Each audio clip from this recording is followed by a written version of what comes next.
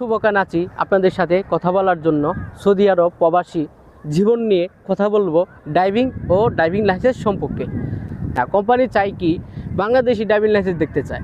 তখন কেন দেখতে চায়? সে যাচাই করতে চায় যে আপনি সত্যিকারের অর্থে একজন ড্রাইভার। সেই হিসাবে কোম্পানি আপনাকে আনার পর আপনাকে কি যাচাই বাছাই করে, কি দেখে যে আপনি যেহেতু একটা বাংলাদেশের একটা ড্রাইভার, সেই হিসাবে আপনাকে বাংলাদেশের ড্রাইভিং লাইসেন্সটা তারা দেখে। এই দেশে বাংলাদেশের ড্রাইভিং লাইসেন্সের কোনো মূল্য নাই, কিন্তু এই জায়গায় মূল্য আছে। বাংলাদেশের ড্রাইভিং লাইসেন্সটা শু করলে 550 টাকায় আপনি সৌদি একটা ড্রাইভিং লাইসেন্স করতে পারবেন।